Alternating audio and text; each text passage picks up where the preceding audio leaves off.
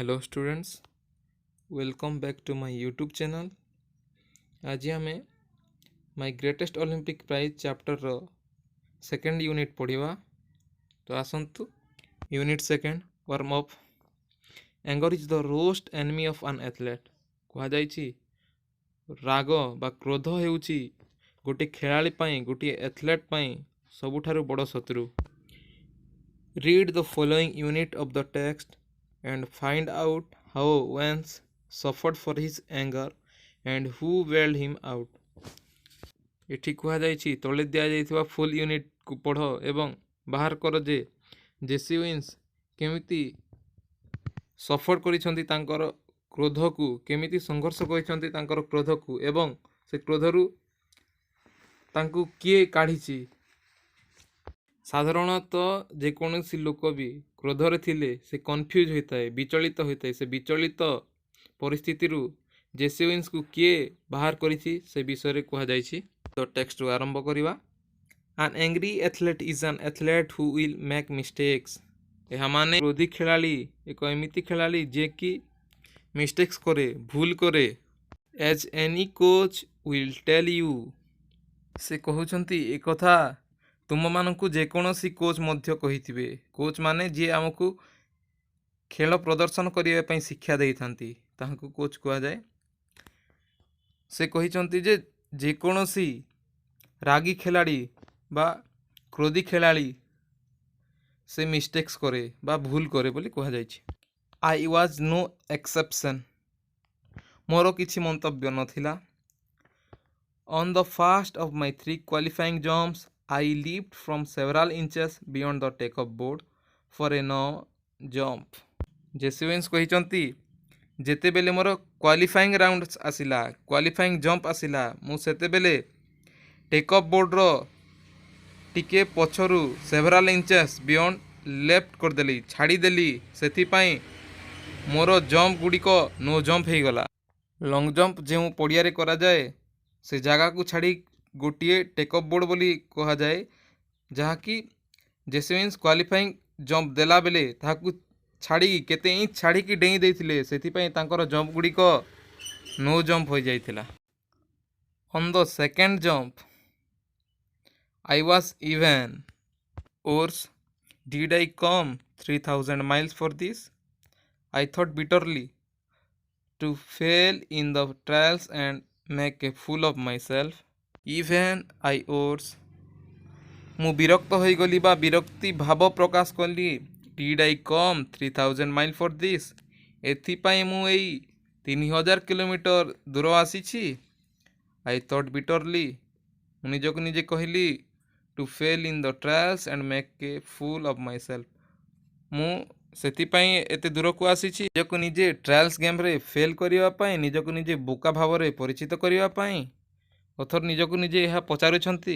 Working a few yards from the pit. Long jump ଖେଳ ଯେଉଁ ଜାଗାରେ କୁହାଯାଏ ତାକୁ ପିଟ୍ ବୋଲି କୁହାଯାଏ।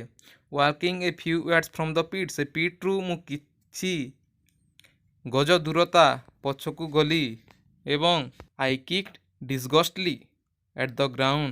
ଏବଂ ମୁଁ ବିରକ୍ତରେ, ମୁଁ ରାଗରେ ଜର୍ଜରିତ ହୋଇ କିକ୍ କଲି, ସେ ପିଟ୍କୁ ବହୁତ ଜୋରରେ କିକ୍ କଲି। ମାନେ ସେ କହୁଛନ୍ତି ସେ ଲଙ୍ଗ ଜମ୍ପ ଯେଉଁ ଜାଗାରେ ହୁଏ ସେ ପଡ଼ିଆରୁ କିଛି ଦୂରକୁ ଯାଇ, କିଛି ପାଦ ଆଗକୁ ଚାଲି ସେ ସେଠାରେ ଗୋଟିଏ ରାଗରେ ଗୋଟିଏ କିକ୍ କଲେ ସେ ଜାଗାରେ at the ground. Suddenly I felt a hand on my shoulder. ମୁଁ ଦେଖିଲି ମୋ କାନ୍ଧ ଉପରେ କାହାର ଗୋଟିଏ ହାତ ଅଛି। I turned to look into the friendly blue eyes of the tall German long jumper। ମୁଁ ଯେତେବେଳେ ଦେଖିଲି I turned to look the friendly blue eyes, ବନ୍ଧୁତ୍ୱପୂର୍ଣ୍ଣ ନୀଳ ସ୍ୱଚ୍ଛ ଆଖି of the tall German long jumper। ସେ ଜର୍ମାନର ଯେଉଁ ଲଙ୍ଗ ଜମ୍ପର ଥିଲା lose long, ତାଙ୍କୁ ସେ ଦେଖିଲେ ବନ୍ଧୁତ୍ୱପୂର୍ଣ୍ଣ ଆଖିରେ। He had easily qualified for the finals on his first attempt। ସେ ବହୁତ ସହଜରେ ତାର କ୍ୱାଲିଫାଏଡ୍ ରାଉଣ୍ଡକୁ କ୍ଲିୟର କରିଦେଲା ଫାଷ୍ଟ ଆଟେମ୍ପ୍ଟରେ ଏବଂ ଫାଇନାଲକୁ ସିଲେକ୍ଟ ହେଇଗଲା। ହି ଅଫର୍ଡ ମି ଏ ଫାର୍ମ ହ୍ୟାଣ୍ଡସେକ୍। ସେ ମୋତେ ଗୋଟିଏ ହ୍ୟାଣ୍ଡସେକ୍ ଅଫର୍ କଲେ। Jesse Owens I'm Luz Long I don't think we have met. ସେ ଜର୍ମାନ ଲଙ୍ଗ୍ ଜମ୍ପର କହୁଛନ୍ତି ଜେସି ୱିନ୍ସ ମୁଁ ଲୁଜ୍ ଲଙ୍ଗ୍ ମୁଁ ଭାବୁଛି ଆମେ କେବେ ଦେଖା ହୋଇନଥିଲେ। I don't think we have met. He spoke English well though with a German twist to it. Author କହୁଛନ୍ତି ସେ ଇଂଲିଶ ଭଲ କହୁଥିଲା କିନ୍ତୁ ସେ ଜଣେ ଜର୍ମାନ ହୋଇଥିବାରୁ ତାର ଇଂଲିଶରେ କିଛି ଜର୍ମାନୀ ୱାର୍ଡ଼ ଟୁଇଷ୍ଟ ଥିଲା, ମାନେ ଇଂଲିଶରେ ଜର୍ମାନୀ ଭାଷାର କିଛି ଅଂଶବିଶେଷ ଥିଲା। Glad to meet you I said, then trying to hide my nervousness, I added, how are you? Glad to meet you, ତୁମ ସହିତ ଦେଖା ହେଇ ବହୁତ ଖୁସି ଲାଗିଲା। ପରେ କ'ଣ କଲେ, ମୋର ନର୍ଭସନେସ୍କୁ ଛୁପାଇବା ପାଇଁ ଘୋଡ଼ାଇବା ପାଇଁ ମୁଁ ଚେଷ୍ଟା କଲି ଏବଂ କହିଲି ହାଉ ଆର୍ ୟୁ। ତାପରେ ସେ ଜର୍ମାନ ଲଙ୍ଗ୍ ଜମ୍ପର କହିଲେ I am fine, the question is how are you. କହିଲେ ମୁଁ ଭଲ ଅଛି ଏବଂ କ୍ୱେଶ୍ଚିନ୍ ମୋତେ ପୁଣି ଥରେ ରିପିଟ୍ କଲେ ହାଉ ଆର୍ ୟୁ। ଥର କହୁଛନ୍ତି what do you mean I asked. ତମେ କ'ଣ କହୁଛ, ମୁଁ ତୁମକୁ ପଚାରିଥିଲି ଏହା। Something must be eating you, he said, proud the way foreigners are when they have mastered a bit of American slang. You should be able to qualify with your eyes closed. ଏହା କିଏ କହୁଛନ୍ତି? ସେ German long jumper Luz Long. ସେ କହୁଛନ୍ତି something must be eating you, କ'ଣ ଗୋଟେ ତୁମକୁ ଖାଇଯାଉଛି। He said, proud the way foreigners are when they have mastered of a bit of American slang. ସେ ଏକଥା ଟିକେ ଗର୍ବରେ କହିଲେ ଯେମିତିକି ଜଣେ ଫରେନର ଆମେରିକାନ୍ ସ୍ଲାଙ୍ଗରେ ମାଷ୍ଟର ଡିଗ୍ରୀ ହାସଲ କରିନିଏ। ଟିକେ ଗର୍ବରେ କହିଲେ କି ତୁମକୁ କ'ଣ ଖାଇଯାଉଛି। Something must be eating you, ଏହା ମାନେ ତୁମକୁ କ'ଣ ଚିନ୍ତାରେ ରଖୁଛି, ତୁମକୁ କ'ଣ ବ୍ୟସ୍ତ ବିବ୍ରତ କରୁଛି, କ'ଣ ଚିନ୍ତାରେ ଗ୍ରାସ କରୁଛି। ଏହାର ଅର୍ଥ ଏଗୁଡ଼ିକ। You should be able to qualify with your eyes closed. ସେ କହିଲେ ତୁମେ ଏହା ଅତି ସହଜରେ କ୍ୱାଲିଫାଏ କରିପାରିବ। ଆଖି ବନ୍ଦ କରି ତୁମେ ଅତି ସହଜରେ ଏହାକୁ କ୍ୱାଲିଫାଏ କରିପାରିବ। ଲୁଜ୍ ଲଙ୍ଗ୍ ଜେସି ୱିନ୍ସକୁ ପ୍ରବର୍ତ୍ତାଇବା ପାଇଁ, ତାଙ୍କର ଉତ୍ସାହ ବଢ଼ାଇବା ପାଇଁ ଏକଥା କହିଛନ୍ତି। ଅଥର କହୁଛନ୍ତି believe me I know it, I told him and it felt good to say that ସମୱାନ୍। ଜାଣେ ଏମିତି କଥା ଜଣେ ଜଣେ ଲୋକଙ୍କୁ କହିବାକୁ ଗୁଡ୍ ଫିଲ୍ ହୁଏ, ଭଲ ଲାଗିଥାଏ। For the next few minutes we talk together. I did not tell Long what was eating me, but he seemed to understand my anger, and he took pains to reassure me. For the few minutes, ଆମେ କେତେ minute ପର୍ଯ୍ୟନ୍ତ ସାଙ୍ଗେ କଥା ହେଲୁ। I did not tell Long what was eating me. ମୁଁ ସେ German long jumper ବା lose ଲଙ୍ଗ୍କୁ କ'ଣ ମୋତେ ଖାଇଯାଉଥିଲା, କ'ଣ ମୋତେ ବ୍ୟସ୍ତ ବିବ୍ରତ କରୁଥିଲା ତାହା କହିନଥିଲି। But he seemed to understand my anger, and he took pains to reassure me. ଅଥର କହୁଛନ୍ତି ସେ ମୋର ରାଗରେ ଜର୍ଜରିତ ଥିବା ଚେହେରାକୁ ଦେଖି ମୋତେ କ'ଣ ଖାଇଯାଉଛି, ମୋତେ କ'ଣ ଚିନ୍ତାଗ୍ରସ୍ତ କରାଉଛି ତାହା ବୁଝିପାରୁଥିଲେ। And he took pains to reassure me, ଏବଂ ମୋର ସେଇ ଦୁଃଖରୁ କେମିତି ମୋତେ ପ୍ରୋତ୍ସାହନ ମିଳିବ ସେଥିପ୍ରତି ସେ ଆଶ୍ୱାସନା ମୋତେ ପ୍ରଦାନ କରୁଥିଲେ। Although he had been schooled in the Nazi youth movement, he did not believe in the Aryan supremacy business any more than I did. Author କହୁଛନ୍ତି Luz Long schooled in the Nazi youth movement. Luz Long ଜଣେ ସଦସ୍ୟ ଥିଲେ କେଉଁଥିର? Nazi ଯୁବ ଆନ୍ଦୋଳନର। କିନ୍ତୁ he did not believe in the Aryan supremacy business। ସେ ଏଡଲ୍ଫ ହିଟଲରର जो theory थिला जोठार कि आर्यमानंकु श्रेष्ठ जाति एवं अन्य जाति मानंकु नीच बोली कहा जाउतिला ताहाकु से विश्वास करुनथिले लजलंग विश्वास करुनथिले we laughed over the fact that really looked the part though सत कथाटा जानी आमे दुई जण बहुत हसिलु an inch taller than I. He had a lean, muscular frame, clear blue eyes, fair hair, and a strikingly handsome face. ଅଥର ଏହି ବାକ୍ୟରେ ସେ ଲୁଜଲଙ୍ଗର ଶାରୀରିକ ଗଠନ ବିଷୟରେ ବିଶେଷ ଭାବରେ ବର୍ଣ୍ଣନା କରିଛନ୍ତି। ଦେଖିବା an inch taller than I. ସେ ଦେଖିବାକୁ ପ୍ରାୟ ମୋ ଠାରୁ କେତେ ଇଞ୍ଚ ବଡ଼ ଥିଲେ। He had a lean muscular frame. ତାଙ୍କର ଯେଉଁ ମାଂସପେଶୀ ଥିଲା ବାହୁର ଯେଉଁ ମାଂସପେଶୀ ଥିଲା ତାଙ୍କର ସେଠାରେ ବଡ଼ି ଥିଲା। ବ୍ଲୁ ଆଇଜ୍ ସ୍ୱଚ୍ଛ ନୀଳ ଆଖି, ଫେୟାର ହେୟାର ଆଣ୍ଡ ଷ୍ଟ୍ରାଇକିଂଲି ହ୍ୟାଣ୍ଡସମ୍। ତାଙ୍କର ଚୁଟି ଥିଲା ଏବଂ ଷ୍ଟ୍ରାଇକିଂଲି ହ୍ୟାଣ୍ଡସମ୍ ଆକର୍ଷଣ ଚେହେରା ଥିଲା। Finally, seeing that I had calmed down somewhat, he pointed to the take-up board. Finally, ମୁଁ ଯେତେବେଳେ ଦେଖିଲି ସେ ଟେକଅପ୍ ବୋର୍ଡ଼ ଆଡ଼କୁ ପଏଣ୍ଟ କରୁଥିଲେ ତାଙ୍କର ଆଖି ସେ ଟେକଅପ୍ ବୋର୍ଡ଼ ଆଡ଼କୁ ଥିଲା। କିଛି ଗୋଟେ ନିସ୍ତବ୍ଧ look, he said, why don't you draw a line a few inches at the back of the board and aim at the marking your take-up from there. ଲଜଲଙ୍ଗ ଜେସିନ୍ସକୁ କହିଲେ ଲୁକ୍ ଦେଖ ତୁମେ କାହିଁକି ସେ ଟେକଅପ୍ ବୋର୍ଡ଼ର ପଛକୁ ଗୋଟିଏ ଲାଇନ୍ ଟାଣୁନ ଏବଂ ସେଠିରୁ ତୁମ ଏମ୍ ରଖି ତୁମର ଲକ୍ଷ୍ୟ ରଖି ସେଠିରୁ କାହିଁ ଜମ୍ପ କରୁନ। You will be sure not to foul. ଯଦି ତୁମେ ଏହା କରି ପକାଅ ତେବେ ତୁମର କେବେ ମଧ୍ୟ ଆଉ ଫାଉଲ୍ ହେବ ନାହିଁ। And you certainly ought to jump far enough to qualify. ଏବଂ ଏହା କଲେ ତୁମେ ଅତି ସହଜରେ ଜମ୍ପକୁ କ୍ୱାଲିଫାଏ କରିପାରିବ। What does it matter if you are not first in the trials? Tomorrow is what କାଉଣ୍ଟସ୍।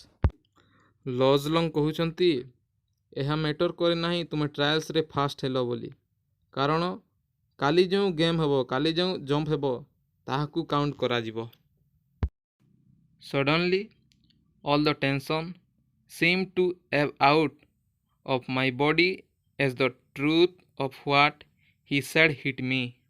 ମୋ ବଡ଼ିରେ ମୋ ମସ୍ତିଷ୍କରେ ଯେତେ ବି ଟେନସନ୍ ଥିଲା ଯେତେ ବି ଚିନ୍ତା ଥିଲା ସବୁ ଏବାଉଟ୍ ଗାୟବ ହେଇଗଲା ସେ ଦେଇଥିବା ପ୍ରଶାସନାରୁ। ସେ ମୋତେ ଯେଉଁ କଥା କହିଥିଲେ ତାଙ୍କ କଥାରୁ ମୋର ଯେତେ ବି ଟେନସନ୍ ଥିଲା ସବୁ ଦୂର ହେଇଗଲା। Ebb out means remove.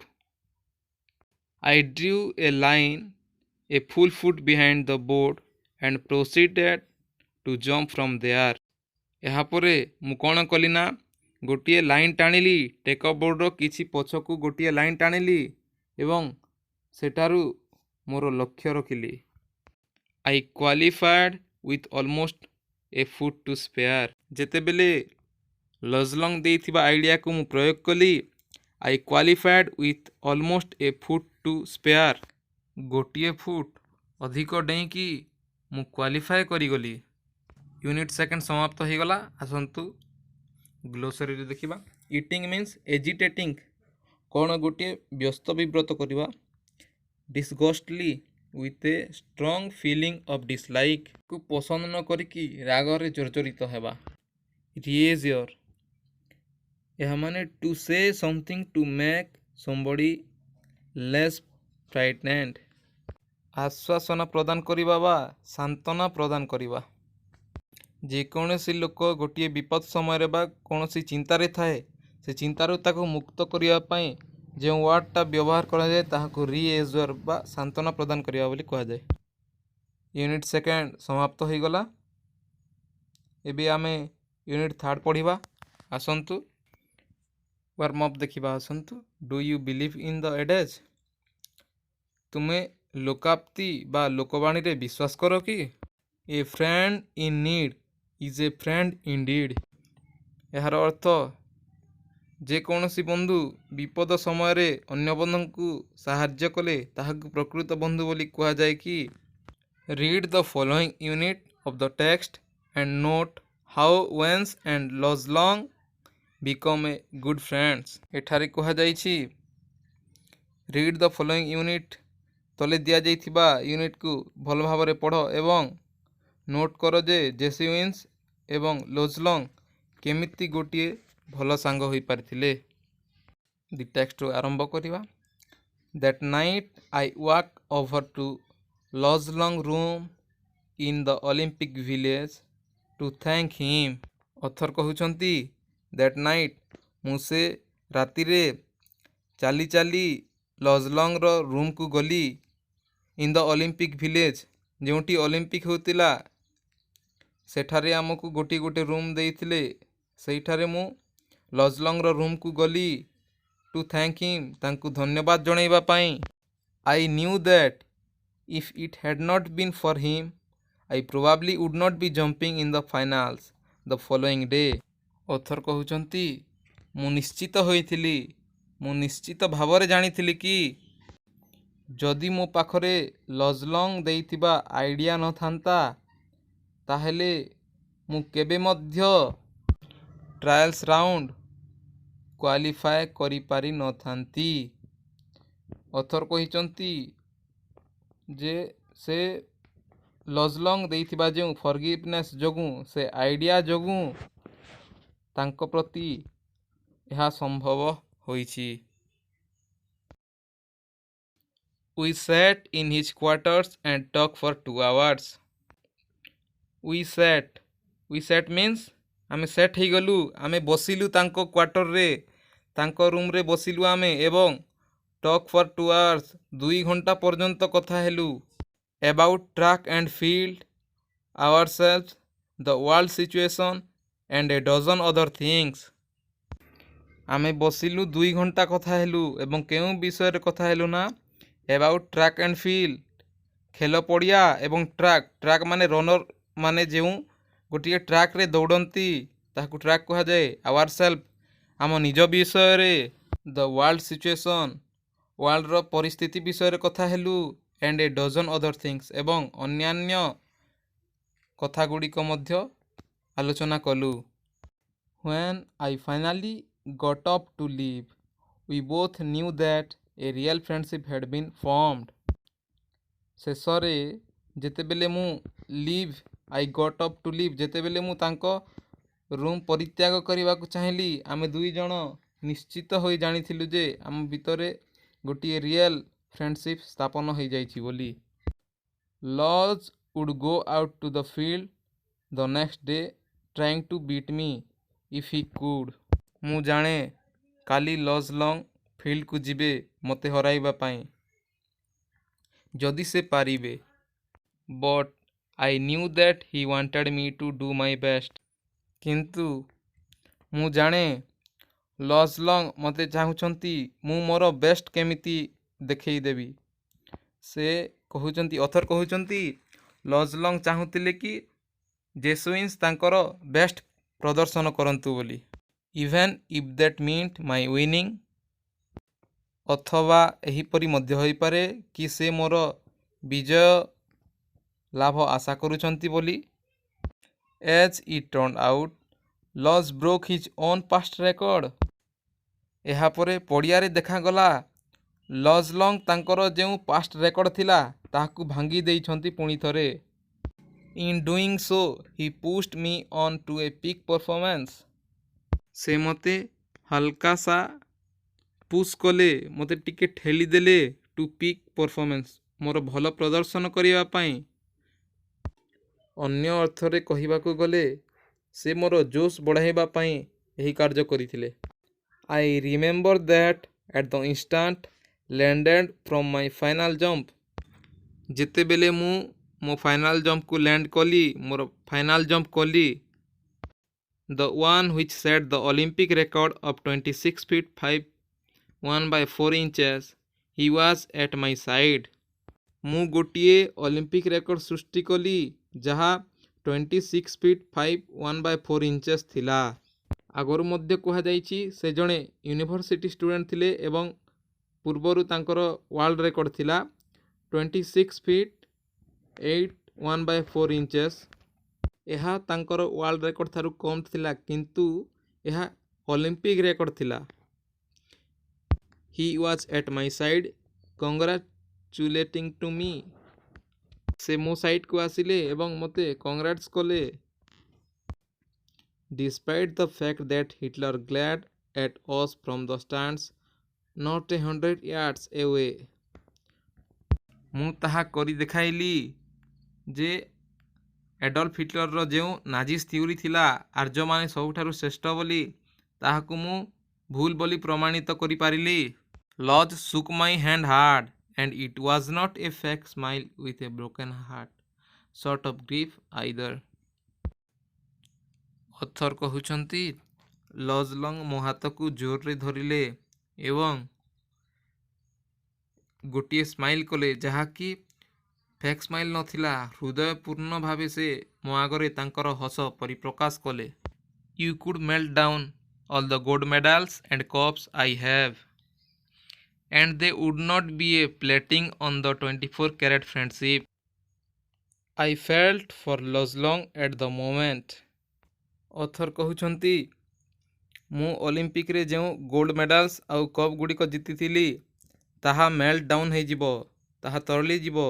and they would not be a plating on the 24 karat friendship, ତାହା ଆମ ଦୁଇ ଜଣଙ୍କ ବନ୍ଧୁତ୍ୱ, ଯେଉଁ ଲଜଲଙ୍ଗ ଏବଂ ମୋ ଭିତରେ ଯେଉଁ ବନ୍ଧୁତ୍ୱପୂର୍ଣ୍ଣ ସମ୍ପର୍କ ଗଢ଼ି ଉଠିଥିଲା, 24 karat friendship, ତାହା ସାମ୍ନାରେ ଏ ଗୋଲ୍ଡ ମେଡାଲ ଏବଂ କପ୍ସ ଗୁଡ଼ାକ ମେଲ୍ଟ ଡାଉନ୍ ହୋଇଯିବ। ସେ ମୋମେଣ୍ଟରେ ମୋତେ ଏମିତି ଲାଗୁଥିଲା। I realized then too that Lozlong was the epitome of what Pierre de Coubertin, founder of the Olympic Games, must have had in mind when he said, "The important thing in the Olympic Games is not winning, but taking part. The essential thing in life is not conquering, but fighting well." ଅଥର କହିଛନ୍ତି, ମୁଁ realise କଲି, ମୁଁ ଭାବିଲି, ଲୁଜଲଙ୍ଗକୁ ଦେଖି ଭାବିଲି, the epitome of what Pierre de Coubertin, founder of the modern Olympic games, must have had in mind when he said. ସେତେବେଳେ ମୋତେ ମନେ ପଡ଼ିଲା ଯେ ପିୟରେ ଡେ କ୍ୟୁବର୍ଟିନ୍ ଯାହା କହିଥିଲେ। ପିୟରେ ଡେ କ୍ୟୁବର୍ଟିନ୍ ହେଉଛନ୍ତି founder of modern Olympics. Modern ଅଲିମ୍ପିକ୍ସର ଯେଉଁ ପ୍ରତିଷ୍ଠାତା ହେଉଛନ୍ତି ପିୟରେ ଡେ କ୍ୟୁବର୍ଟିନ୍। ସେ ଗେମ୍ସକୁ ତାଙ୍କ ମୁଣ୍ଡରେ ନେଇ ଗୋଟିଏ କଥା କହିଥିଲେ, ଯାହା ଏବେ ଜେସୁଇନ୍ସଙ୍କୁ ମନେ ପଡ଼ିଛି। Coubertin said, "The important thing in the Olympics Games is not winning, but taking part." କୁବେର୍ଟିନ୍ ବିଶେଷ ଭାବରେ କହିଥିଲେ ଯେ ଅଲିମ୍ପିକ୍ସରେ ଇମ୍ପୋର୍ଟାଣ୍ଟ କ'ଣ, ପ୍ରାଇଜ୍ ଜିତିବା ନୁହେଁ ବା ଟାଇଟେଲ୍ ଜିତିବା ନୁହେଁ, ଅଂଶଗ୍ରହଣ କରିବାଟା ବଡ଼ କଥା, ପାର୍ଟିସିପେଟ୍ କରିବାଟା ବଡ଼ କଥା ବୋଲି ସେ କହିଛନ୍ତି। ଲଜଲଙ୍ଗକୁ ଦେଖି କୁବେର୍ଟିନ୍ ଯେଉଁ ଏକ୍ଜାମ୍ପଲ୍, ଏପିଟମ୍, ଏ ପରଫେକ୍ଟ ଏକ୍ଜାମ୍ପଲ୍ ଦେଇଥିଲେ, ତାହା ଜେସୁଇନ୍ସ ବୁଝିପାରିଲେ। The essential thing in life is not conquering, but fighting well. କୁହାଯାଇଛି, ଲାଇଫରେ କେଉଁ ଜିନିଷଟା ମ୍ୟାଟର କରେ, ଜିତିବା ନୁହେଁ, ବରଂ ଯେକୌଣସି ଜିନିଷରେ ଅଂଶଗ୍ରହଣ କରିବା। ୟୁନିଟ୍ 3 ମଧ୍ୟ ସମାପ୍ତ ହୋଇଗଲା। My greatest Olympic prize chapter ସମାପ୍ତ। ଆସନ୍ତୁ ଗ୍ଲୋସାରୀରେ ଦେଖିବା। Peak performance, best ever performance ମାନେ ବେଷ୍ଟ କରିବା, ବେଷ୍ଟ ପ୍ରଦର୍ଶନ କରିବା। କୁହନ୍ତିନି, ମୁଁ ମୋର ବେଷ୍ଟ କରିବି, I will trying my best, ଏହିପରି। 26 feet 5 1/4 ଏହା ମାନେ 8.06 ମିଟର୍ସ। 24 karat ଫ୍ରେଣ୍ଡସିପ୍, ଜିନୁଇନ୍ ଫ୍ରେଣ୍ଡସିପ୍, ପ୍ରକୃତ ବନ୍ଧୁତ୍ୱ। Plating, a thin coating. Plating means ଗୋଟିଏ ଆସ୍ତରଣ ଉପରେ, ଗୋଟିଏ ଜିନିଷ ଉପରେ ଆଉ ଗୋଟିଏ ଆସ୍ତରଣ ଖେଳି ଯାଇଥିବ। ଏପିଟୋମ୍ ମିନ୍ସ ଏ ପରଫେକ୍ଟ ଏକ୍ଜାମ୍ପଲ୍। ଆଶା କରୁଛି ଷ୍ଟୁଡେଣ୍ଟସ୍ ଆପଣମାନେ ସବୁ ଭଲ ଭାବରେ ବୁଝିପାରିଥିବେ। ଯଦି କୌଣସି ଡାଉଟ୍ ରହେ କମେଣ୍ଟ ମାଧ୍ୟମରେ ବତାଇବେ, ମୁଁ ଆପଣଙ୍କ ଡାଉଟ୍ କ୍ଲିୟର କରିଦେବି। ହଁ, ଆଉ ଗୋଟିଏ କଥା, जो माने यूनिट 1 देखी नांती मु डिस्क्रिप्शन रे यूनिट 1 रो वीडियो दे देबी ताहाकु प्रथमे देखिबे एवं यूनिट 2 एंड 3 देखिबे नहेले बुझी पारिबेनी। एहार क्वेश्चन आंसर पाई मु आउ गोटिए वीडियो बनाई कि अपलोड कर देबी। जदि प्रथम थर मो चैनल टी को देखुचंती ताहेले लाइक शेयर एवं सब्सक्राइब करी बेल रो नोटिफिकेशन आइकन को दबाई दियंतु जा फल रे मु जेते भी इनफॉर्मेशनल एवं एजुकेशनल वीडियो अपलोड करी सर्वप्रथमे आपणक पाखकु नोटिफिकेशनटा चली जिवो। Thank you all.